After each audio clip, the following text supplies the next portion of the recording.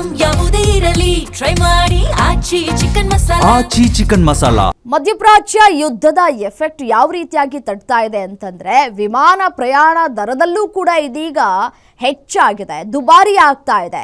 ವಿಮಾನ ಟಿಕೆಟ್ ದರ ಏರಿಸಿರುವಂತಹ ಇಂಡಿಗೋ ವಿಮಾನ ಸಂಸ್ಥೆ ಮಧ್ಯರಾತ್ರಿಯಿಂದಲೇ ಇಂಡಿಗೋ ನೂತನ ದರ ಅನ್ವಯವಾಗ್ತಾ ಇದೆ. ಭಾರತದ ಒಳಗೆ ಪ್ರಯಾಣಿಸುವಂತಹ ಪ್ರತಿ ಟಿಕೆಟ್ ಬುಕ್ಕಿಂಗ್ ಮೇಲೆ 425 ರೂಪಾಯಿಯನ್ನ ಏರಿಕೆ ಮಾಡಲಾಗಿದೆ. ಮತ್ತೆ ಹೊರದೇಶಗಳಿಗೆ ತಲುಪೋದಕ್ಕೆ ಅಂತ ಹೇಳಿ 425 ರೂಪಾಯಿ ದರವನ್ನ ಹೆಚ್ಚಳ ಮಾಡಿದೆ. ಮಧ್ಯರಾತ್ರಿಯಿಂದಲೇ ಇದು ಅನ್ವಯವಾಗ್ತಾ ಇದೆ. ಮಿಡಲ್ ಈಸ್ಟ್ ದೇಶಗಳಿಗೆ ಸಂಚರಿಸುವಂತಹ ಪ್ರಯಾಣಿಕರಿಗೆ 900 ರೂಪಾಯಿಯನ್ನ ಏರಿಕೆ ಮಾಡಿದ್ದಾರೆ. ಇದರ ಜೊತೆಗೆ ಸೌತ್ ಈಸ್ಟ್ ಏಷ್ಯಾ ಮತ್ತು ಚೀನಾಗೆ ತೆರಳಬೇಕು ಅಂತಂದ್ರೆ 1800 ರೂಪಾಯಿ ಹೆಚ್ಚುವರಿಯಾಗಿ ಕೊಟ್ಟು ನೀವು ಪ್ರಯಾಣವನ್ನ ಬೆಳೆಸಬೇಕಾಗಿದೆ. ಸೊ ಹಾಗಾಗಿ ಏರಿಕೆಯನ್ನ ಮಾಡಲಾಗಿದೆ.